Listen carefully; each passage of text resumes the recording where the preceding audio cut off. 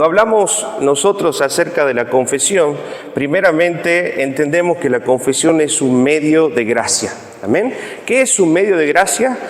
Son herramientas que el Señor nos ha brindado para poder ofrecernos su perdón, su gracia, mostrarnos a través de estos medios su gracia, mostrarnos su comunión y también manifestarnos su santidad y poder trabajar en nosotros la santidad de Dios. Amén.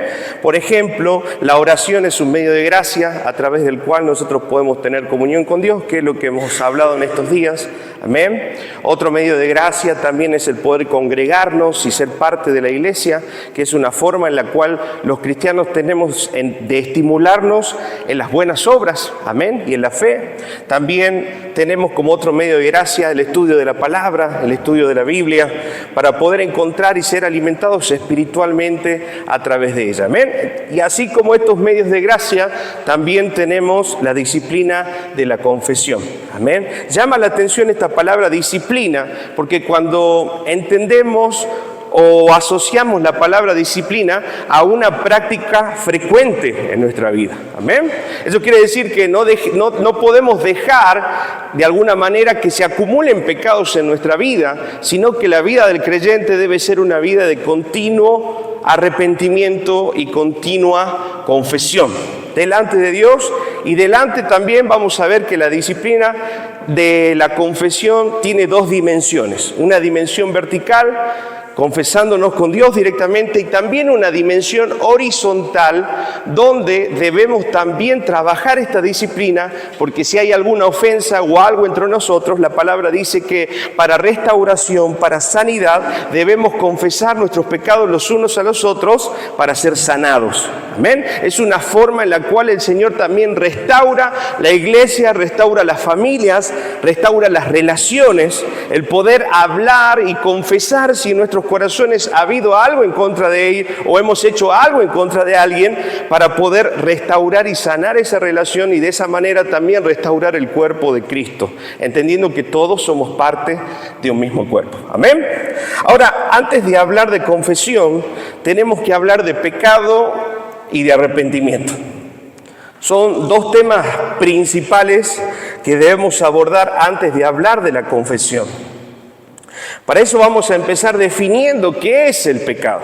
¿Amén? ¿Qué definimos o qué entendemos cuando hablamos acerca del pecado? Primero, entendemos que es una transgresión a la ley de Dios, que puede darse en pensamiento, en palabra, en acción u omisión. ¿Amén? ¿Cuáles son? Pensamiento, palabra, acción u omisión. ¿Sabe que usted a veces decimos, sí, ¿y qué estás haciendo? Y la palabra, no estoy haciendo nada bueno y nada malo. O sea, que Proverbios dice que el que no hace es hermano del que destruye.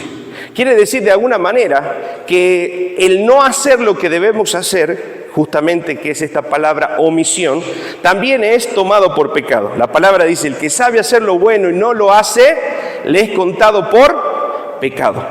O sea que si sabemos que tenemos que congregarnos, si sabemos que tenemos que orar, si sabemos que no podemos guardar rencor, si sabemos que tenemos que perdonar, debemos hacerlo, porque si lo omitimos, si no lo hacemos, también estamos pecando. Aunque no directamente, hablando por ejemplo, fornicación, adulterio, robo, hurto, quizás no sean esas nuestras prácticas, pero el hecho de no hacer lo que debemos hacer también es considerado pecado para Dios, y eso es pecado de omisión. ¿Está claro?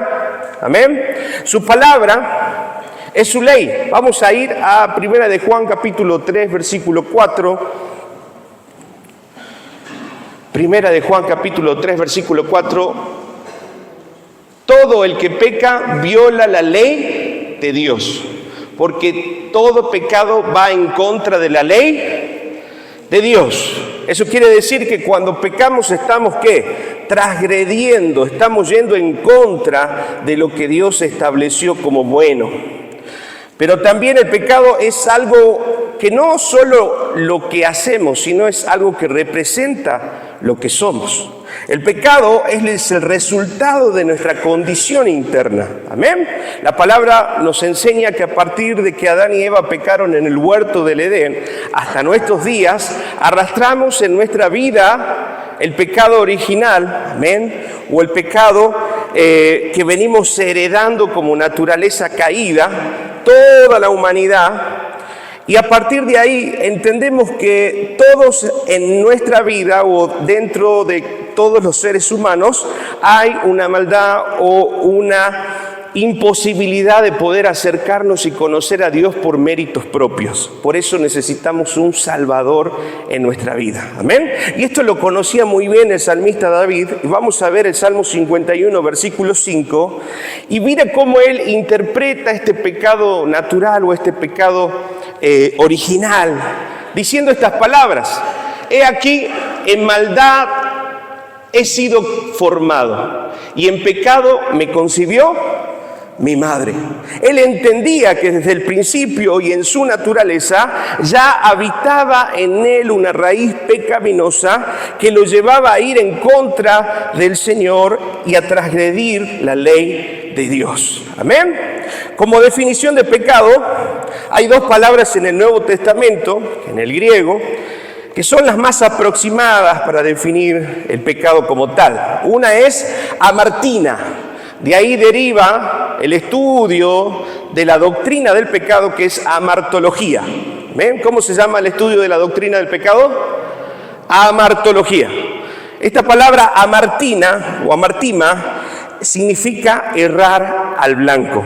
Y es la palabra que se utiliza, por ejemplo, en Romanos 3:23, que todos lo sabemos, ¿no? ¿Qué dice Romanos 3:23? Por cuanto todos pecamos, estamos destituidos de la gloria de Dios. Amén. Entendiendo este principio, podemos entender por cuanto todos hemos errado al blanco, por cuanto todos hemos no ido en la dirección correcta, estamos destituidos, separados, apartados de la gloria de Dios.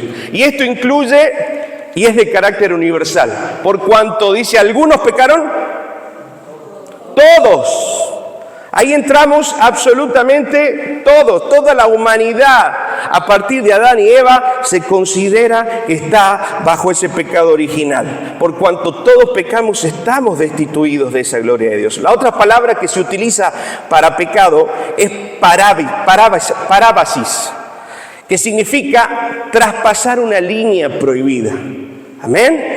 Es como si de alguna manera nos hubieran dicho, hasta aquí podés pasar, y nosotros en nuestro corazón rebelde vamos un poco más, un poco más. Esa transgresión del límite, traspasar. Primera de Juan, capítulo 3, versículo 4, que lo hemos leído también recién. Vamos a Santiago, capítulo 2, versículo 11, y nos dice: porque el que dijo no cometerás adulterio, también ha dicho no matarás. Ahora bien, si no cometes adulterio, pero matas, ya has hecho transgresión de la ley. Amén. Eso quiere decir que todo pecado delante de Dios tiene el mismo peso. La diferencia va a estar en las consecuencias, porque no es lo mismo matar que adulterar. Amén. En esa consecuencia que vamos a recibir del pecado. Pero la palabra también nos dice que si alguno infringe un punto de la ley o falla en un punto de la ley, es culpable de toda la ley. Por lo tanto,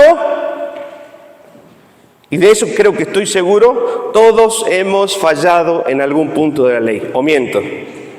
Por lo tanto, todos somos pecadores. Amén. Todos hemos infringido y hemos ido en contra de los límites establecidos por Dios. El pecado es la falta de conformidad a la ley moral de Dios, ya sea por hecho, por disposición o estado. Esta falta de conformidad a la ley de Dios quiere decir no nos hemos amoldado a los parámetros que Dios ha establecido para nosotros como buenos, y hemos ido más allá de lo que Dios ha establecido como bueno para nosotros, y hemos sido engañados, amén, por el pecado que habita en nuestro corazón, y hemos sido seducidos, dice Santiago, por este mismo pecado y por nuestra misma naturaleza. Ahora, vamos a entrar a la disciplina de la confesión. Después de haber definido un poco lo que significa el pecado como transgresión a la ley de Dios, el ir más allá de los límites establecidos por el Señor, vamos a definir qué es la confesión. Confesar primeramente es admitir que hemos cometido una falta o pecado. ¿Amén? Cuando alguien admite que ha transgredido la ley de Dios, es parte de la confesión. Vamos a ver, porque la confesión no solo queda en poder admitir, sino hay otros pasos como el arrepentimiento que implican una verdadera confesión. Amén. Pero no implica necesariamente un cambio de actitud. Mire esto, ¿no? Porque hay mucha gente que dice, sí, tenés razón, lo hice mal, se siente mal en ese momento después de haber cometido el pecado. Hay en él un cierto remordimiento, pero no hay en él un arrepentimiento. ¿Amén? Hay una diferencia grande en tener remordimiento y otra en tener arrepentimiento. Aquel que siente remordimiento no está mal, es parte también de ese arrepentimiento, porque es ese dolor con el cual somos confrontados por nuestro pecado o por la consecuencia de nuestro pecado, y hay un malestar en nuestros corazones que nos lleva de alguna manera a buscar el perdón de Dios. Amén. Pero cuando hay una verdadera confesión, va a haber un factor importante que es el arrepentimiento. ¿Cómo es? Arrepentimiento no es solo lamentarse de que hicimos algo mal, sino que también significa apartarnos del pecado y volvernos a Dios de todo corazón. Amén. Eso realmente va a ser el arrepentimiento, apartarnos de lo que hacemos mal. La palabra nos enseña, dice, que aquel que encubre su pecado no prosperará, pero el que se aparta, amén, se arrepiente y se aparta, va a alcanzar la misericordia del Señor. Hay muchas áreas de nuestra vida que no están floreciendo, hay muchas áreas de nuestra vida que no están creciendo y madurando de la forma en la que Dios quiere que maduremos, porque estamos encubriendo pecados en nuestra vida. Formas de pensar, formas de actuar, malos hábitos que transgreden o van en contra de los principios y de la ley moral de Dios. Amén. Y mientras y cuando nosotros no confesemos, mientras y cuando nosotros no nos arrepintamos de las cosas que estamos haciendo mal, vamos a estar estancados en nuestro crecimiento espiritual. Hay cosas de las cuales hay que confesar y liberarnos para siempre. Hay cosas de las cuales hay que sacar de nuestro corazón para que Dios pueda obrar en una verdadera restauración de nuestra vida y la santidad de Dios pueda fluir en nuestra vida. Amén. Ahora, seguimos analizando este término de arrepentimiento. Implica un cambio de mente que lleva a un cambio de conducta. ¿Se da cuenta? Que el arrepentimiento no es solo sentirme mal en el momento y después volver a hacerlo. No, el arrepentimiento va a cambiar primero nuestra manera de pensar, y al ser influenciados en esa manera de pensar, vamos a ser influenciados también y cambiar nuestra conducta, aquello que venimos haciendo mal. Eso quiere decir que un arrepentimiento debe tener frutos. Un arrepentimiento genuino, una confesión genuina debe reflejarse en nuestro cambio de conducta, en una transformación en nuestra manera de pensar. ¿Amén? Yo puedo confesar sin arrepentirme. Y a veces sucede eso, y lo hacemos delante de Dios o delante de nuestros hermanos, porque sabemos que hemos ofendido. Perdóname que tuve un mal día, perdóname que no me di cuenta, y nos excusamos detrás del pecado. Y no confrontamos realmente esa realidad pecaminosa. Y mientras y cuando no nos arrepintamos de verdad y veamos la maldad de nuestro corazón y luchemos en contra de esa maldad con la fuerza del poder de Dios, vamos a seguir estancándonos en esas áreas de las cuales constantemente nos estamos justificando. ¿Amén? Decirle que tenés al lado, deja de justificarte. Amén. Deja de justificarte. Porque siempre vamos a tener una justificación, ¿no? Y yo le dije, yo soy el rey de las justificaciones. Gracias a Dios me ha puesto una esposa como Erika, que todo el tiempo me dice, no te justifiques, lo hiciste mal, punto. Ya está. ¿Sabe que es necesario entender y ser confrontado de esa manera? Hemos tenido casos de consejería y aún dentro y fuera de la iglesia, no solo en este lugar, donde se armaban unos grandes problemas que se podrían haber evitado simplemente diciendo, perdóname, yo lo hice mal, sin involucrar a aquel o aquel o aquel. Innecesariamente, por justificar nuestro pecado, a veces terminamos también manchando o involucrando a gente que no tiene absolutamente nada que ver.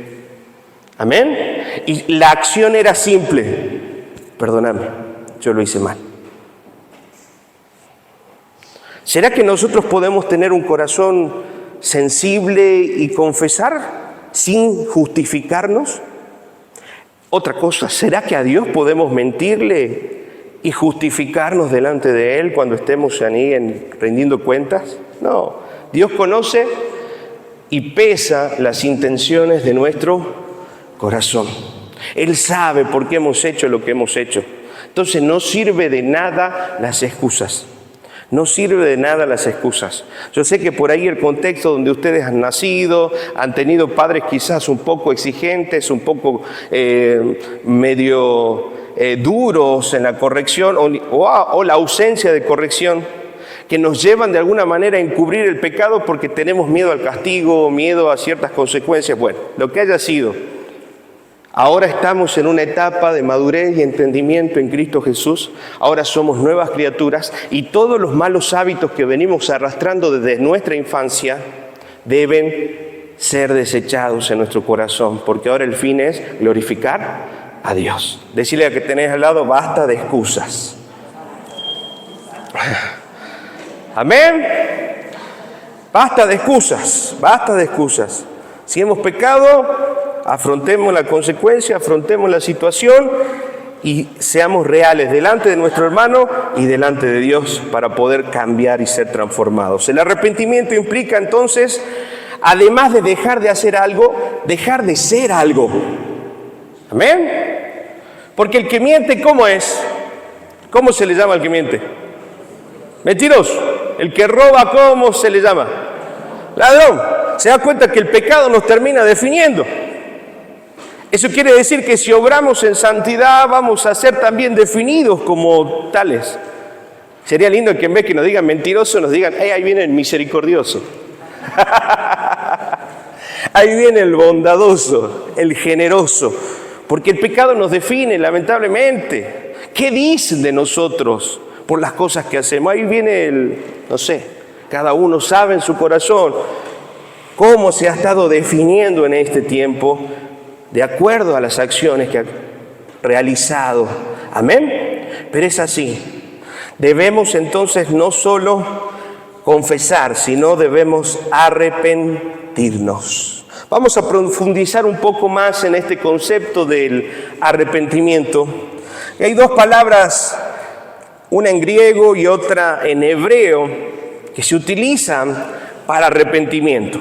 En griego tenemos la palabra metanoia, que significa cambiar nuestra mente, cambiar de dirección.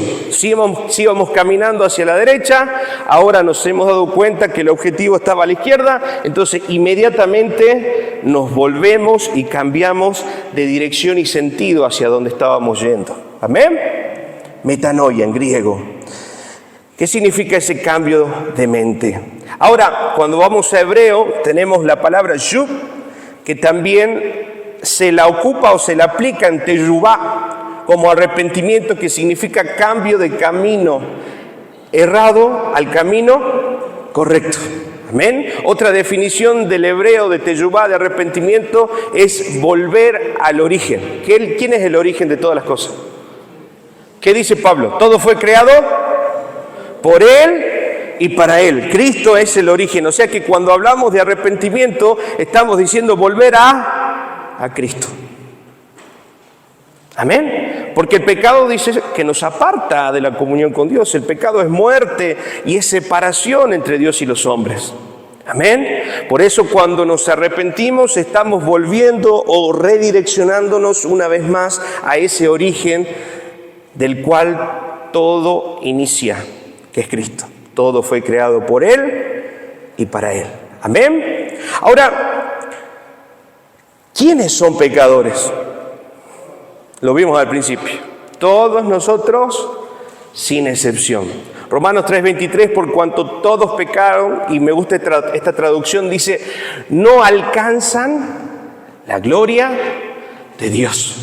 Por cuanto todos pecamos, estamos imposibilitados de poder tener comunión y disfrutar la presencia de Dios, porque no podemos alcanzar a ese Dios santo a causa de nuestra maldad.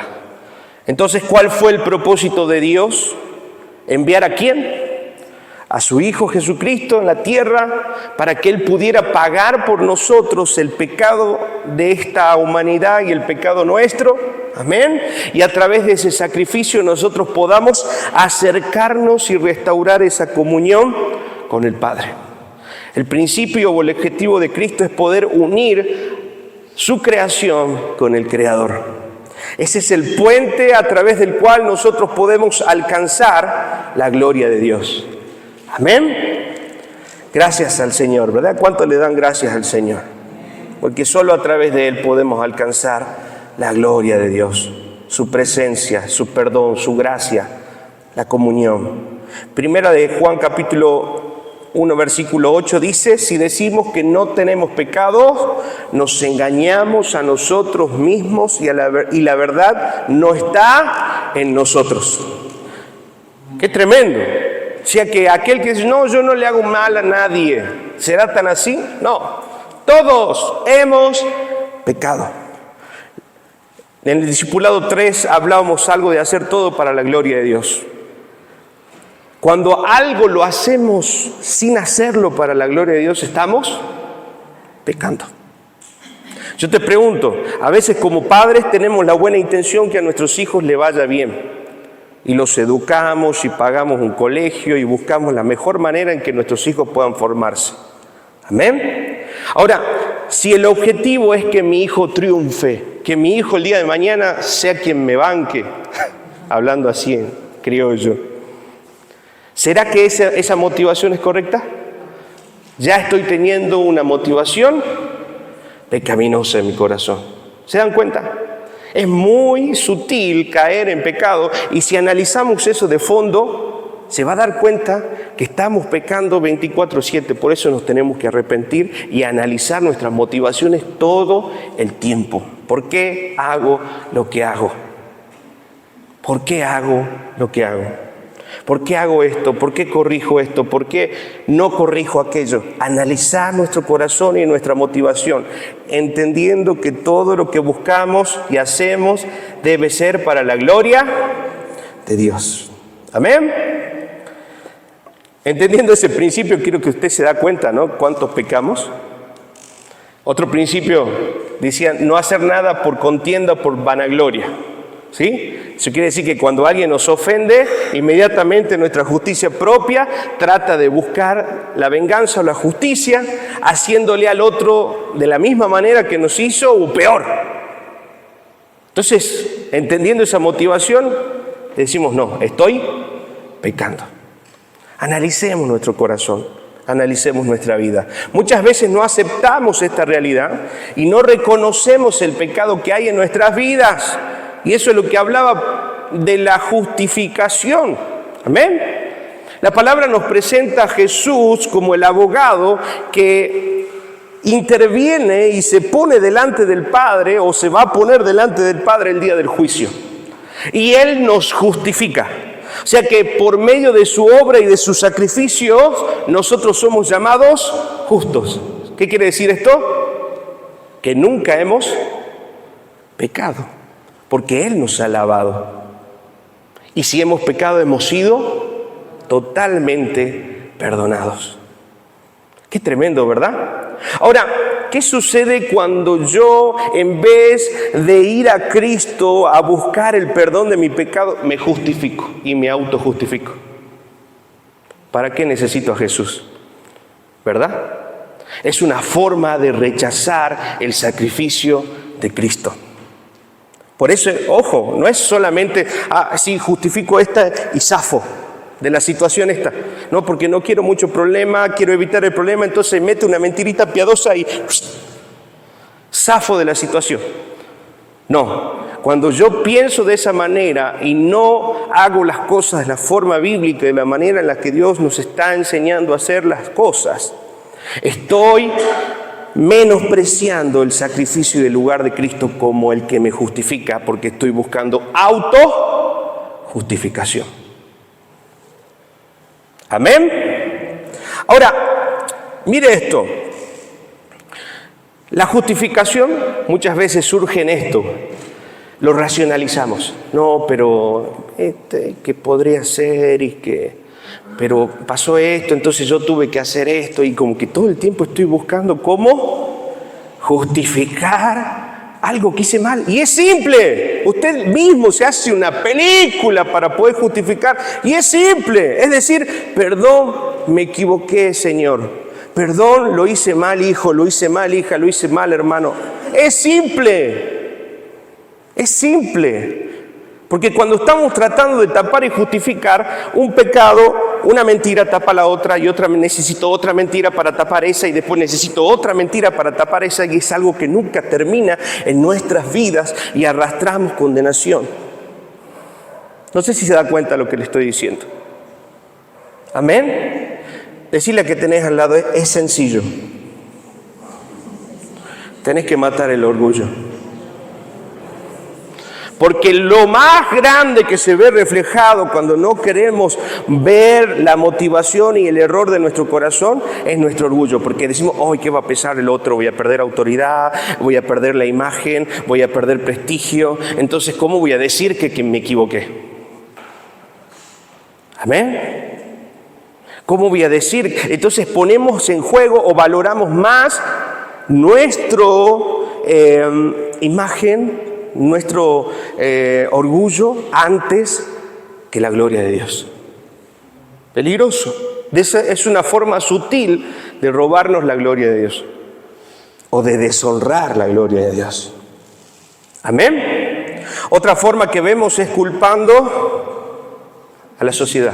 No, es que no sabe el barrio donde yo nací, la gente con la que me tocó juntarme, ¿no? Como si nos obligaran a juntarnos con ciertas personas, ¿no? Es cierto que en algún momento de la vida nos hemos topado con amistades que no han sido buenas y relaciones que nos han ido entorpeciendo y dándonos un entendimiento errado de lo que es la vida.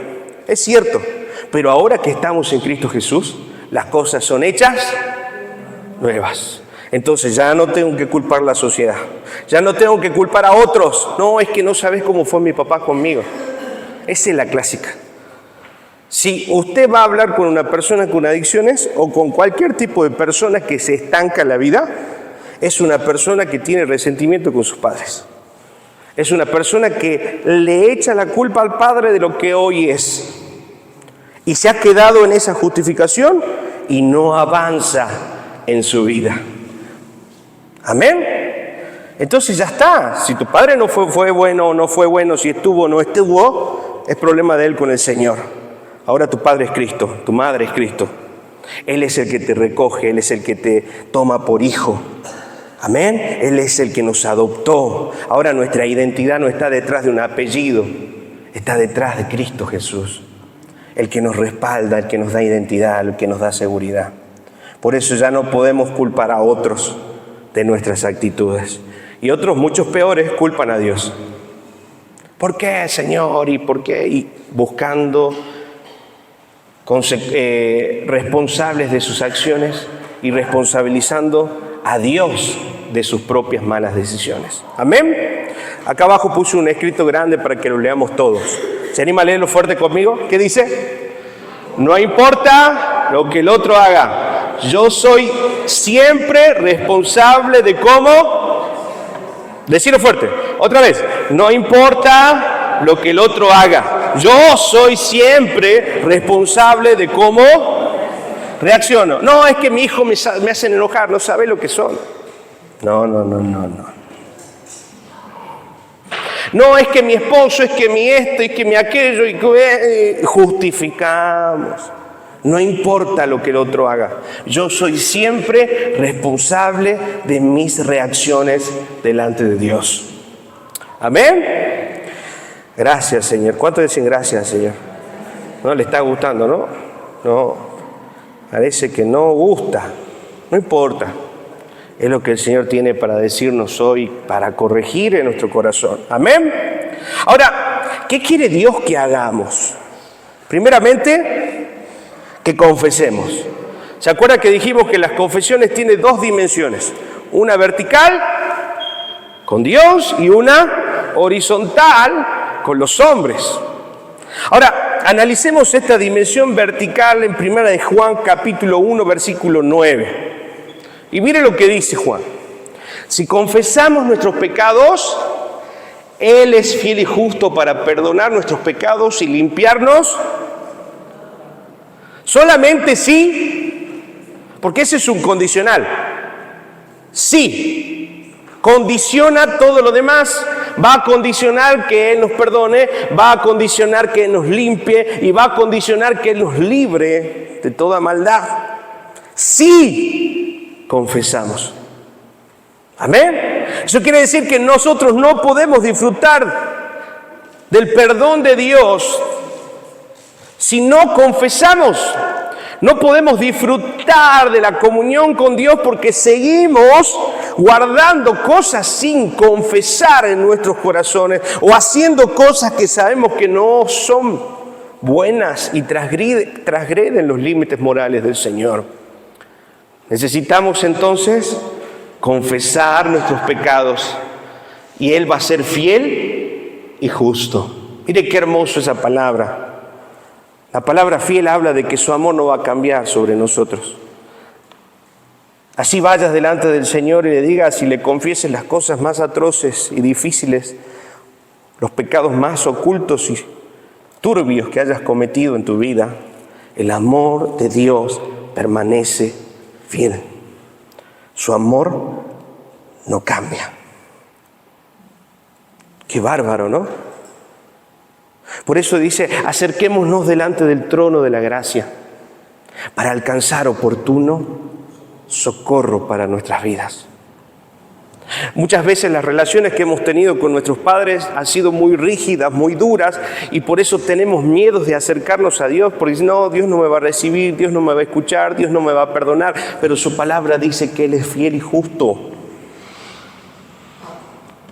que Él va a analizar todo en nuestra vida y va a determinar. Amén.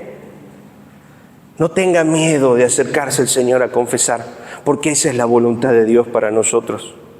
A veces por este temor a acercarnos delante del trono de la gracia del Señor, nos apartamos tanto tiempo y no dejamos y perdemos, esa comunión con Dios tanto tiempo, simplemente por temor a que Él nos destruya o las consecuencias vengan sobre nuestras vidas. No tenga miedo, acérquese delante del trono de su gracia.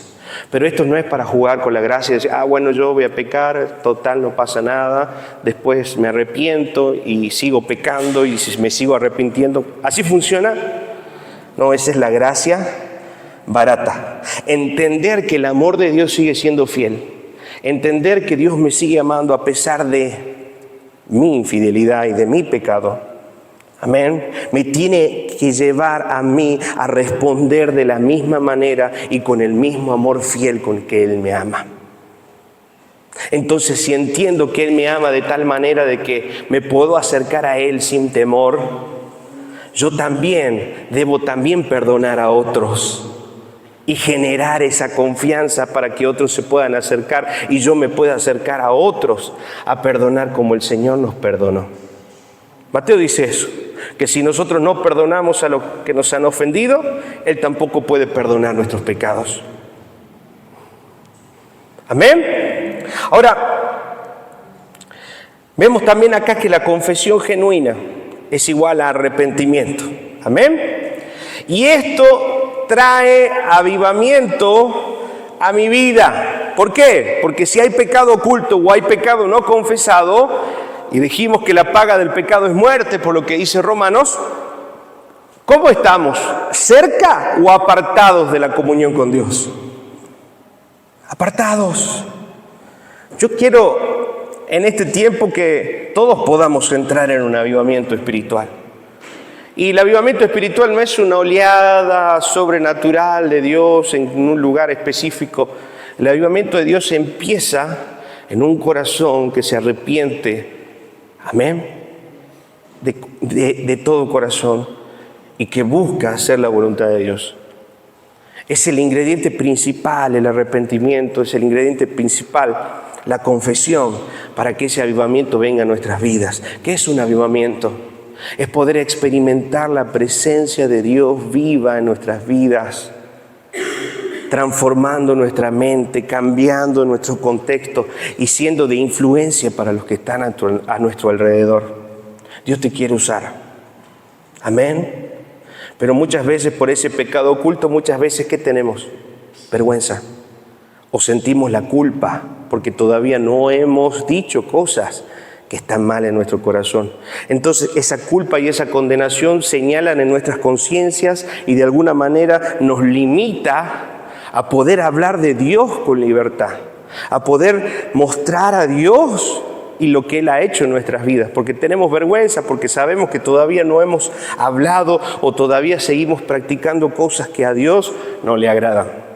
Pero cuando rompemos ese límite del orgullo, cuando rompemos ese límite del esconder, va a venir un avivamiento de Dios a nuestra vida y vamos a experimentar esa presencia de Dios de modo tal que vamos a ser de influencia y de luz. Amén. Mire lo que dice Hechos capítulo 3 versículo 19. Y hay dos palabras claves en ese versículo. Dice, así que arrepentíos y convertíos, para que sean borrados vuestros pecados, para que vengan de la presencia del Señor tiempos de refrigerio. Amén. Señor, estoy viviendo una temporada difícil en mi vida, hay mucha amargura, mucha angustia, mucha depresión. Arrepentite. Convertite, volvé al Señor. Amén. Porque quizás estás en esa temporada y Dios permite que estés ahí porque todavía no has volcado tu corazón de manera genuina delante de Dios y has abierto tu corazón para confesar lo que hay dentro. Arrepentite, pero no solo te arrepientas, volvé al Señor, convertíos, volver al camino, para que sean borrados vuestros pecados y para que vengan de la presencia del Señor tiempos de refrigerio. Amén. ¿Cuántos quieren entrar en un nuevo tiempo espiritual? ¿Cuántos se cansan? La religión es aburridísima. Venir acá cada sábado, irme y seguir siendo el mismo es muy aburrido. Es más, hasta en algún punto nos termina cansando y vamos a dejar de venir, porque no estamos experimentando la verdadera vida abundante que Dios tiene para nosotros. Entonces no entremos en la rutina de la religión. Hay algo nuevo, hay algo fresco de Dios. Sus misericordias son nuevas cada mañana, dice su palabra. Yo cada día tengo que experimentar en mi vida esa plenitud, esa llenura de parte de Dios, que me renueva, que me fortalece, que me lleva al nivel que Él quiere espiritualmente para obrar e influenciar donde estoy y ser luz. Pero si estoy metido en el frasco de la religiosidad y solo vengo aquí para cumplir y para escuchar algunas cosas y callar mi conciencia y sentirme un poquito mejor, nunca vamos a experimentar la vida abundante de Dios. ¿Quién quiere experimentar la vida abundante de Dios? Él nos promete, hay vida y vida en abundancia. Entonces dejemos de vivir una vida cristiana religiosa que solo viene a cumplir y empecemos a experimentar ese fuego de su presencia en nuestros corazones que nos lleva a ser transformados de adentro hacia afuera. Porque esa va a ser la evidencia, el fruto de nuestra vida va a ser la evidencia del avivamiento que está en nuestros corazones. Amén. La iglesia tiene que entrar en un tiempo de avivamiento personal primeramente.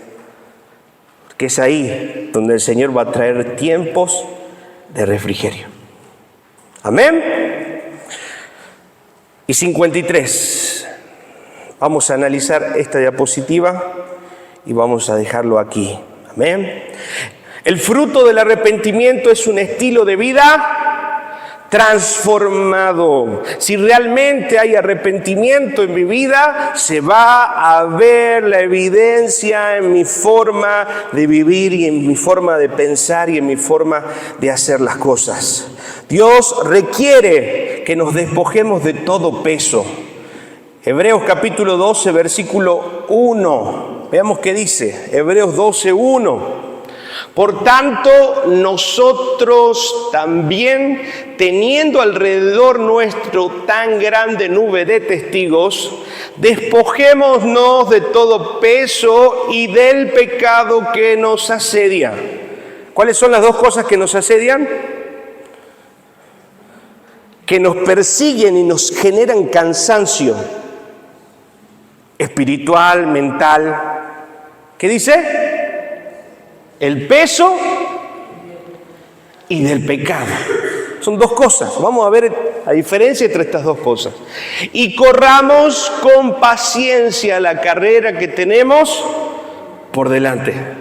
Amén. Eso quiere decir que de alguna manera el peso que no confesamos o las cosas que no decimos terminan pesando en nuestra vida de manera tal que no permita que sea placentero para nosotros el correr la carrera de Cristo. Y se vuelve el ser cristiano, el ser hijo de Dios, el venir a la iglesia, el servir algo pesado, rutinario, hueco, vacío, sin gozo. Y eso se ve reflejado en nuestras vidas. ¿Cuántos han caído en eso? Todos. Y el Señor nos está pidiendo ahora, salgan de ahí. Miren lo que dice Romanos, vamos a la diapositiva y analicemos un poco este pasaje.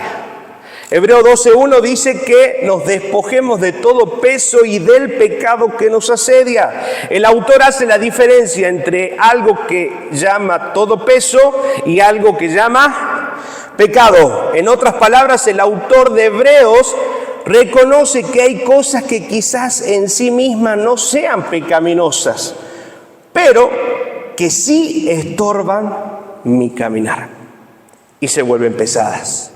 Ejemplo, un hobby como el jugar al fútbol. No es pecaminoso jugar al fútbol, ¿verdad?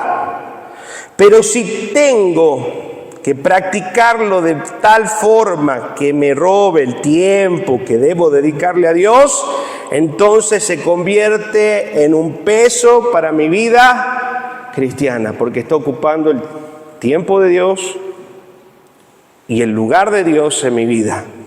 Lo mismo pasa con el trabajo. ¿El trabajo es malo trabajar? No, pero si ese trabajo ocupa el tiempo que yo necesito dedicarle a Dios para buscar a Dios y poder encontrar en Él la vida, la fuerza, eso se convierte en algo pecaminoso. Yo te pregunto hoy, ¿qué cosas en tu vida están siendo de peso que sabes que tenés que despojarte para que esta carrera deje de ser tan rutinaria y vacía y seca y se convierte en un manantial de vida abundante? Analiza. Quizás sean amigos, sean relaciones, sean vicios, celulares y cosas que hoy estén robando el primer lugar al Señor en tu vida. Y está la pereza y está haciendo de un peso para poder disfrutar la vida abundante que Dios quiere darnos en este camino. Amén.